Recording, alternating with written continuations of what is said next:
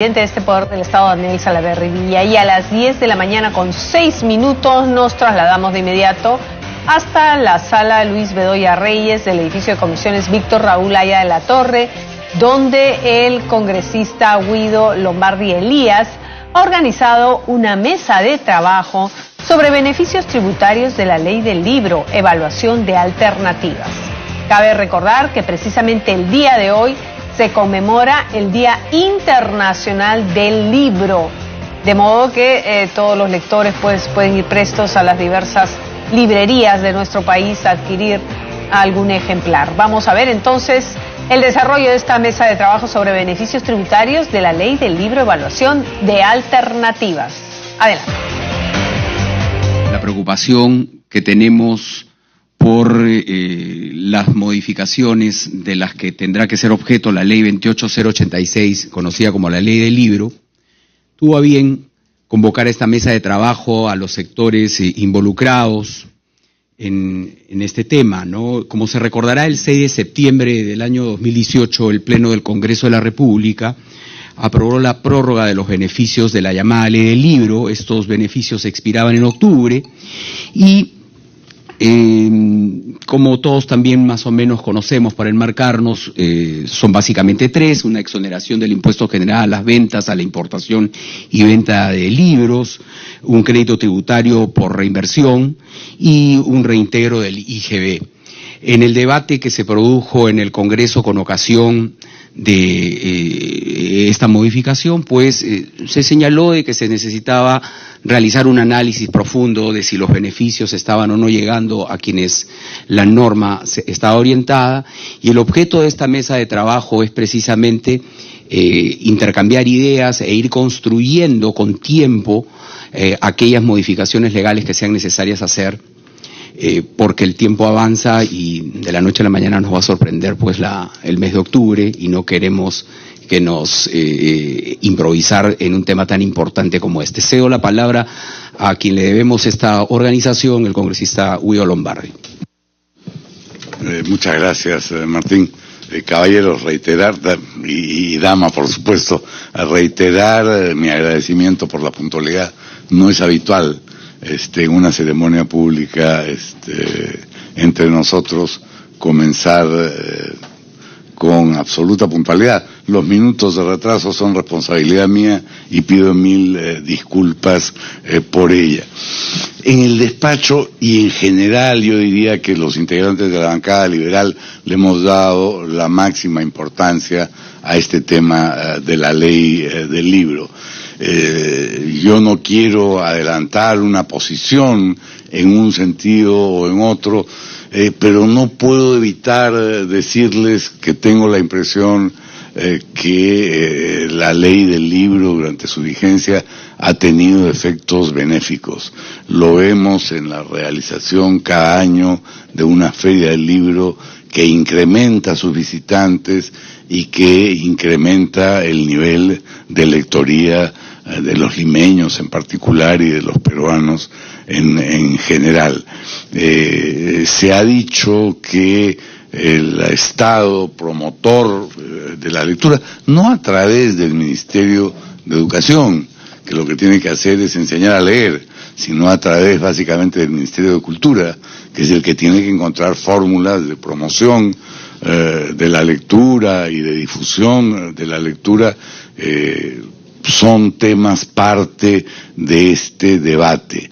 Desde el Ministerio de Economía y específicamente desde la cabeza del Ministerio, el propio ministro Oliva ha expresado su desacuerdo con una medida de este tipo, en el sentido de que esos fondos deberían ser utilizados en la construcción de bibliotecas municipales, bibliotecas escolares, en general difundir las bibliotecas. Yo no estoy seguro del argumento y por eso le voy a ceder en primer lugar la palabra al representante del Ministerio de Economía, el señor Ferreiros Cifuentes, para que nos haga partícipe de sus observaciones y de las evaluaciones y cifras que ellos manejan respecto de este tema. Y escucharemos, por supuesto, luego a representantes de la Cámara Peruana del Libro, de la SUNAT, que es parte directamente interesada en el asunto, y al representante del Ministerio de Cultura y de la Biblioteca Nacional del Perú. Así que reitero mi agradecimiento. Espero que esto, más allá de diferencias, sea una conversación constructiva que nos pueda llevar, como decía antes Martín, antes de octubre al diseño de una norma que de verdad promueva la lectura, la lectura en el sentido más amplio del término, la cultura en el sentido más amplio del término, y que no nos tenga, porque ese me parece otro objetivo, cada año en este debate, o cada 2 años, dependiendo de los plazos, porque eso impide que las personas, las empresas dedicadas a la difusión de la lectura, a la impresión o distribución. Yo acabo de estar por otros motivos en Colombia, y realmente el impacto que ha tenido en Colombia la promoción vía algunos beneficios impositivos y tributarios es enorme. Las empresas editoriales colombianas no solo generan ganancias para ellas, sino que se han convertido en un artículo de exportación, los libros colombianos, y se han convertido en un centro de difusión cultural. Abrevio, porque lo que queremos nosotros ahora es escucharlos, tomar nota de sus inquietudes, de sus puntos de vista y de sus propuestas, sobre todo de sus propuestas. Señor Ferreiros, con el mayor gusto, buenos días. Buenos días. En primer lugar, agradecer al congresista por la invitación. Estamos muy contentos de participar y traer un poco la voz de opinión del Ministerio de Economía. Como ustedes saben, el Ministerio de Economía de repente tiene entre sus muchas facultades, funciones, lo que busca es, entre todas ellas, busca gastos que sean eficientes, ¿no? Busca administrar los recursos escasos del Estado para que se usen de la mejor forma. Ya dado que los recursos, pues existen muchas necesidades y no todo se puede cubrir, ¿no? Entonces, bajo esa lógica, el Ministerio busca mucho el tema de eficiencia en el gasto, ¿no? Eficiencia en el gasto tributario, en los beneficios que se dan, etcétera.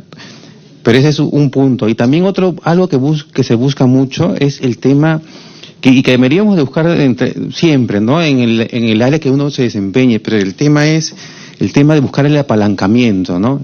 El apalancamiento en el sentido de hacer lo mejor posible con los escasos recursos, ¿no? Hacer más con menos, ¿no? Es un poquito y hacia el tema de apalancamiento en general es una política. El tema del libro es extraordinario en el sentido de que te hace que pues tus generaciones futuras puedan ser mucho mejores lectoras, mucho mejor informadas, mucho mejores de repente formadas científicas, etcétera, ¿no? Pero el tema del apalancamiento para el MEF es importante en el tema del gasto.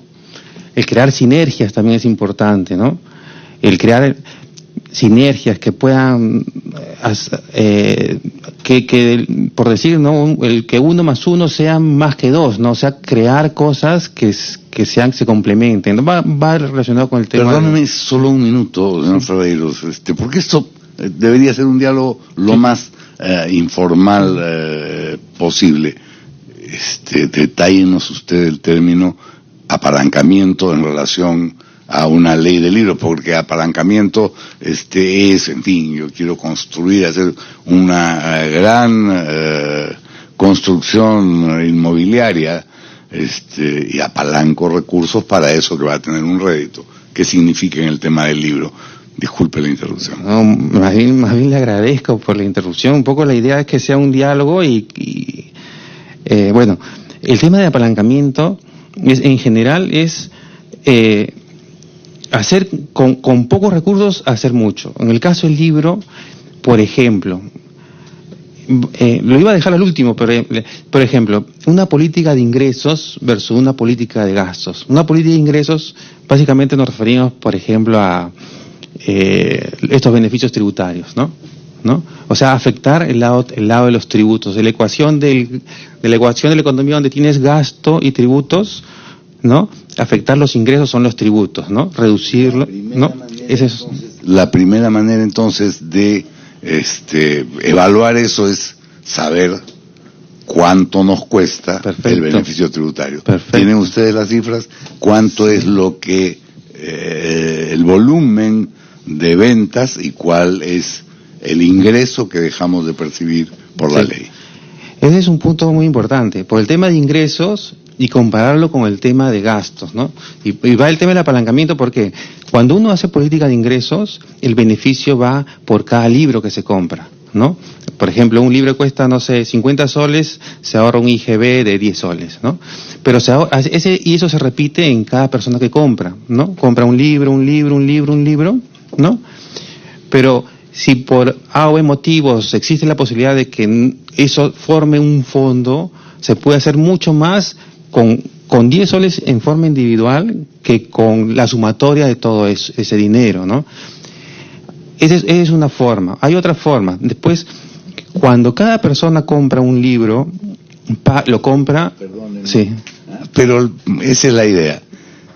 Se puede hacer más, efectivamente. Sí. Si cada uno de nosotros, con sus 10 soles en el bolsillo, sale a la calle, puede tomar un taxi y quizá le alcanza para una Coca-Cola. Si juntamos los 10 soles de cada uno, compramos 2 libros a lo mejor. Pero dígame usted qué hacemos con esos 10 soles de cada uno. A eso iba. Estamos explicando, es una parte. Una vez que tenemos formamos, el principio es formar dado una economía con recursos escasos, es importante la formación del fondo primeramente, ¿no? Primeramente. El segundo punto es, cuando una familia compra un libro y se ahorra los 10 soles, se está ahorrando, compró en la cadena de libros, compró a una librería o un supermercado. ¿Y en qué sentido, a dónde va eso? Que lo compró a 50 soles más el IGB si hubiera, 60 soles, versus alguien que el Estado que compra, no sé si acá saben a qué precio compra los libros el Estado para educación, pero en promedio los libros que compra el Estado los compra a 8 soles, a 7 soles un libro, ¿no? Entonces, estamos comparando, bueno, es una parte. Primero el precio, un precio alto, ¿no? Si compramos por una política de ingresos, se le quita, digamos, el IGB, versus una política de gastos, que comprando un libro, con el IGB de ese libro ya se podría comprar, no sé, un libro por lo menos a 7, 8 soles, que es los precios con los que compra el Estado actualmente, ¿no? Datos del 2018. Otro punto importante es que cuando alguien compra un libro, lo usa normalmente una persona, o a lo más 2 personas, ¿no? Y lo guardas, ¿no? Parte de tu biblioteca, de repente a lo mejor lo donas, ¿no? Pues la política de gastos tiene la opción de no solo lo usa N personas, ¿no? Lo pones en una biblioteca escolar, por ejemplo, era parte de la presentación, pero estamos yendo ya al grano para acortar el tema. Pero es importante el uso también, ¿no? Versus una persona en una política de ingresos, un libro que lo compra caro, no caro entre comillas, ¿no? Porque lo compra en el canal minorista a 50 soles, 60 soles, el Estado lo compra ese libro similar a 8 soles, 7 soles. Bueno, el tema y el uso, ¿no? El uso del libro lo usa 1 o 2 personas en la política de ingresos, y en una política de gastos lo usa en una biblioteca, lo pueden usar en el extremo 30 alumnos, y el libro está ahí, lo usa, y N personas lo pueden usar, ¿no?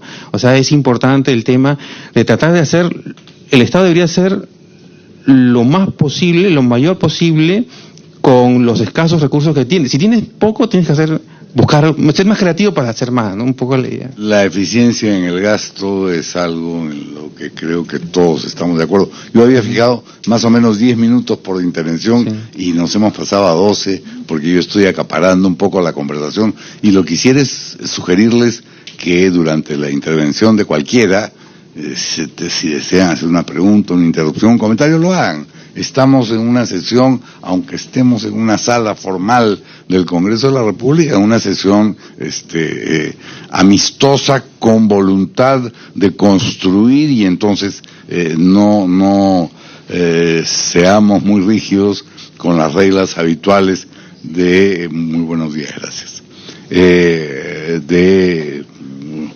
tratamiento en una situación de este tipo. Yo quisiera, para que coincidan los puntos de vista, dejar en el uso de la palabra al representante de la SUNAT, el señor Meira, y plantear una pregunta, y disculpen ustedes la ignorancia al respecto, pero ¿cómo tributamos un libro que compramos en Amazon en soporte virtual?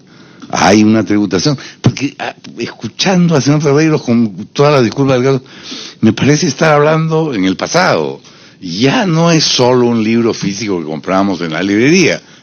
Compro a través de una aplicación un libro por Amazon y me llega en un soporte virtual. ¿Eso paga impuestos? ¿Los paga en el Perú? ¿Los paga en Estados Unidos? Si eso no paga impuestos, ¿tiene sentido ponerle impuestos al libro físico, que seguirá siendo predominante por muchos años? Disculpe la introducción, señor Meira, tiene usted la palabra. Bueno, ese es uno de los temas que se está discutiendo ahora en el marco del plan BEPS, plan de la OCDE para evitar la erosión de las bases imponibles. Hay una acción 1 que tiene que ver con los servicios digitales, y también con el tema de los bienes digitales, ¿no? Uno tiene en general algo que se llama producto digital, que puede ser un bien digital o un servicio digital. En el caso de los e-books, a los que se refería usted, son productos digitales, no son bienes digitales, transitan por la internet y, bueno, claro, uno puede comprar un libro en Amazon, efectivamente eso pasa por vía virtual al consumidor, y no hay una forma de grabar ese bien, ¿no? Sobre todo si va a un consumidor final, ¿no es cierto? Entonces, por ese lado, en todos los casos que son bienes, como en el caso de del software, los ebooks, repito, los juegos inclusive, ¿no? Todos estos que antes venían en un soporte, ya sea físico, ¿no? CDs impresos, ahora están viniendo por vía electrónica, y es más complicado grabarlos, repito, sobre todo si van a un consumidor final, ¿no es cierto? En el caso de los servicios digitales es un poco más simple el tema, ¿no? Ahora estamos en la era de Netflix, Spotify, hay muchos soportes, plataformas de música, ¿no es cierto?, de streaming, hay los taxis, Airbnb y muchas otras más, que son ya los servicios digitales, que ahí sí hay una posibilidad de grabar más objetiva, y eso es lo que se está discutiendo en torno a la opción 1, y se está preparando alguna propuesta legislativa en torno a eso, ¿no? Pero en el caso de los bienes es diferente, ¿no? Ahora, ¿por qué grabar un bien que se comercializa internamente si el que viene de fuera no está grabado, o si lo está, no hay una forma práctica eficiente de grabarlo, ¿no? Porque en realidad debería estarlo, ¿no es cierto? La norma no lo exime, lo que pasa es que la práctica lo hace muy, muy difícil, ¿no es cierto? Hay sistemas muy, muy costosos, podríamos nombrar a gente de percepción o de retención al consumidor final y obligarlo a que perciba o retenga y declare, pero eso, bueno, y controlar eso sería costosísimo, ¿no? Pero bueno, es difícil. Entonces, pero sí hay que anotar algo, ¿no? El Perú ahora se enfrenta a un problema. El principal problema desde el punto de vista económico de Perú es un problema de ingresos, ¿no es cierto? Es un problema de déficit, ¿no? Y ese problema de déficit no es un problema de gasto, es un problema de ingresos, ¿no? Tenemos un déficit fiscal que supera el 2% del PBI. La idea es que converja a 1% hacia el 2021, ¿no?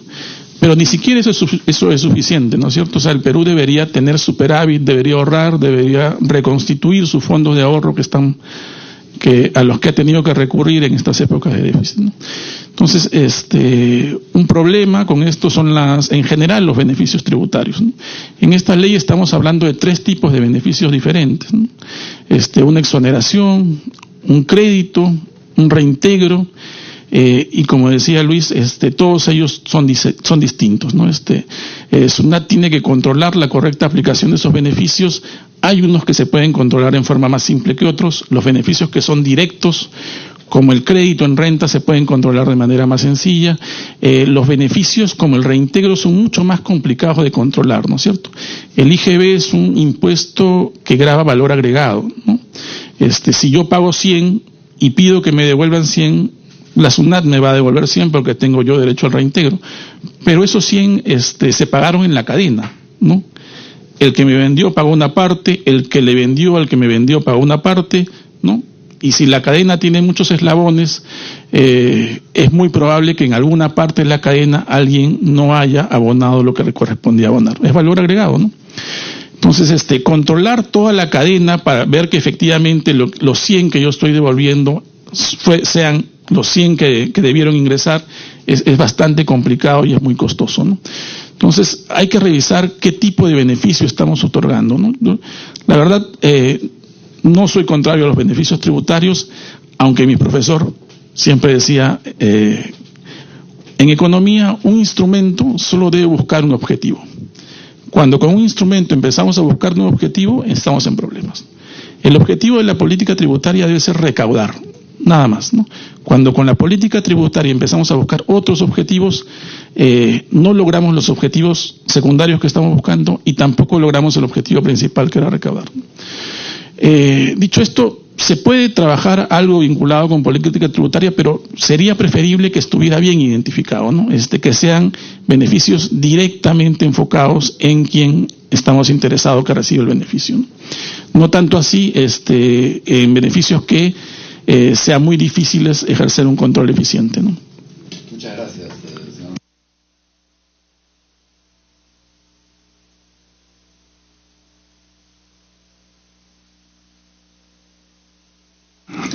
El señor Locio Chávez pudiera un poco más allá del detalle de la exoneración y de los beneficios o perjuicios que pueda tener, cómo se enmarca dentro de una política cultural del país el tema del libro y de su difusión. Por favor, señor Locio. Muchas gracias, congresista, por el espacio. Y sí, digamos, en el ánimo de discutir informalmente el tema, primero, digamos, hay que tomar en cuenta que el sector de cultura tiene siempre, como en todos los países, una particularidad, ¿no? Evidentemente tiene esta dimensión de industria, ¿no? Y por eso se habla de la industria editorial, de las industrias culturales, y tiene esta dimensión productiva y de generación de ingresos y de empleos, y que ha sido ampliamente demostrada tanto para la industria editorial como para otros sectores en el Perú y en el mundo. Pero por supuesto tiene esta dimensión de que finalmente, cuando hablamos de cultura, estamos hablando de circulación de ideas, ¿no? Cuando protegemos o potenciamos la industria editorial u otras industrias culturales, lo que se busca es primero potenciar y visibilizar la diversidad de nuestras expresiones culturales, pero también la capacidad de circular las ideas que producimos o que podemos producir mucho más y de modo más potente, con un marco normativo que lo respalde, ¿no? Yo quería hacer un repaso breve por algunos temas en el marco de la invitación que me hace congresista de enmarcar esto en la política cultural, ¿no? Primero, digamos, decir que en el marco temporal de los beneficios de la ley del libro, ¿no? Es decir, desde el comienzo del 2000 hasta hoy, lo que nos señalan las cifras en la industria editorial es que evidentemente, claramente había un dinamismo, ¿no? El número de agentes editoriales se ha prácticamente triplicado, de 330 a 880. El número de títulos registrados se ha también triplicado, de 2.000 a más de 6.000. En el marco de la vigencia de la ley del libro, 2003 a 2015, 2016. Las exportaciones del libro han aumentado de alrededor de 16 millones a más de 20 millones, Y como usted bien señalaba al inicio de la mesa, en las ferias de libro anuales en Lima y regiones, la asistencia cada vez es mayor, ¿no? Y digamos el espacio de la feria del libro de la Cámara Peruana, digamos es la feria más asistida en el país, ¿no? Con más de 500,000 de asistentes y por supuesto evidenciando un interés y un dinamismo bien interesante, ¿no? Eso por un lado, ¿no? Las cifras evidencian que el marco normativo con estos beneficios ha impulsado el sector, mucho más que otros sectores con beneficios similares, ¿no? Entonces no tiene que ver solo con el crecimiento económico del país de modo general. Luego hay que decir que la ley, digamos, muchas veces yo veo este argumento que cuestiona o revisa los beneficios pensando exclusivamente en empresas grandes editoriales, ¿no? Pero aquí hay que pensar sobre todo en el concepto de ecosistema del sector, ¿no? Digamos, la industria editorial involucra autores, investigadores, creadores, por supuesto empresas grandes, medianas y pequeñas, pero finalmente también el ciudadano, ¿no? Es decir, y cada beneficio que contempla la ley está dirigido en mayor o en menor medida a cada uno de estos actores y etapas, ¿no? Entonces la devolución del IGB, la exoneración del impuesto a la renta se dirigen más a la producción y circulación, digamos la exoneración del IGB más al acceso, ¿no? A que el ciudadano pueda comprar un libro digamos a menor costo, ¿no? Entonces no se trata solo de pensar en pocas empresas grandes que se benefician, sino en realidad en un ecosistema de actores que están involucrados en la industria, ¿no? Por supuesto se pueden pensar en opciones, existen opciones más que alternativas, nosotros pensamos complementarias, ¿no? Es decir, la idea del fondo, de hacer un fondo, digamos, de lectura que suplante a los beneficios, no nos parece adecuada, nos parece sí interesante porque podría, por ejemplo, activar o potenciar infraestructura cultural, la creación de bibliotecas, el equipamiento y la gestión de las mismas, ¿no? Eso es importante, pero eso no va a suplir o no va a, digamos, a completar precisamente el marco del ecosistema de la industria que necesita todos estos otros beneficios, ¿no?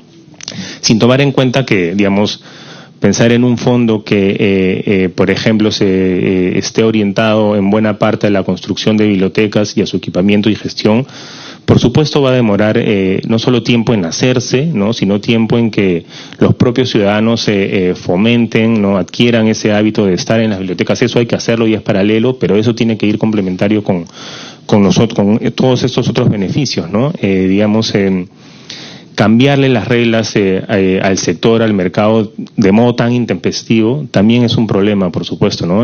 No tanto o no solo a las empresas grandes como se mencionó al inicio, sino a las empresas pequeñas, a las empresas medianas y al ciudadano, ¿no? Sin embargo, me gustaría, perdón la interrupción, conocer algunos ejemplos, si es que usted los tiene a mano, exitosos de construcción de espacios de lectura, por no decir bibliotecas. Yo he conocido un par, por lo menos, en municipios limeños que no solo han diseñado espacios amables, sino concurridos por sus vecinos. Sí. Un modelo interesante es reciente, la Biblioteca Municipal de La Molina. Sí, efectivamente es un buen ejemplo. Ha tomado años en hacerse, 4 o 5 años, si mal no recuerdo. Y digamos, si esto lo pensamos como un modelo referencial, creo que nos llega a un poco a la misma conclusión, ¿no? Sí, es importante, por supuesto, hay que hacer más y mejores bibliotecas, hay que desarrollar un lineamiento de gestión de las mismas, pero sobre todo hay que formar a los públicos para que accedan a ellas, ¿no? Que se fomente el hábito lector. Pero esto, digamos...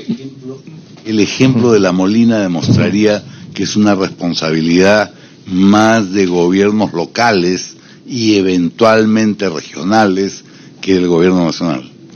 Sí, es decir, siempre el gobierno local y regional tiene que tener, digamos, una incidencia directa, y finalmente los ciudadanos y vecinos que van a acercarse a este espacio, en este caso el lector, van a tener en el municipio esa representación, esa instancia directa, ¿no? Por supuesto, el ente rector, el ministerio, ¿no? Tiene que producir esos lineamientos o esos criterios, por ejemplo, de qué requiere una biblioteca adecuada, ¿no? De formación de capacidades para quienes van a gestionar las mismas.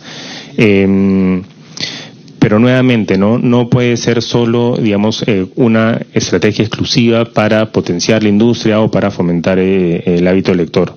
Y lo último que quería decir en esta, digamos, como primera intervención, es que también hay que mirarnos en el contexto global, ¿no? Y, digamos, si Perú renuncia a sus beneficios tributarios de la ley, quedaría como el único país en América Latina, excepto Guatemala, que no los tuviese, ¿no? Entonces, cuando el mundo está en una dirección, nosotros estaríamos yendo hacia otra.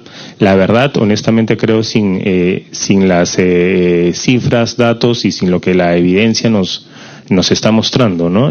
Por supuesto, sí, hay que pensar en mecanismos alternativos, hay que ver dónde han habido fallas, y se ha pensado, ¿no? Hay beneficios que han tenido vallas muy altas, ¿no? Y que por ejemplo, las empresas editoriales pequeñas o medianas no han podido acceder a los mismos, ¿no? Entonces, sí hemos trabajado junto con el sector en pensar cómo mejorar y resolver estas fallas de la ley, pero eso no nos lleva a la conclusión de, cero beneficios, ¿no? Sí. Muchas gracias. Muchas gracias, señor Locio. Sí, Ricardo, con el mayor gusto. Sí, gracias, presidente. Yo tenía una duda con relación a la visión que plantea el MEF sobre el uso individual versus el uso colectivo del libro, porque finalmente que una persona tenga una biblioteca personal es algo que tiene que ser parte de la visión del MEF, de la visión del Estado. O sea, no es malo que un individuo tenga una biblioteca personal lo suficientemente nutrida a lo largo de los años, ¿no? Y creo que versus el enfoque que ustedes le están dando, ese tema se perdería, ¿no? Y más coincide con lo que dijo el representante del Ministerio de Cultura. Muchas gracias por la pregunta. Vamos a dejar, señor Ferreiros, para la segunda ronda, que la pueda usted responder, y terminamos las intervenciones de los presentes.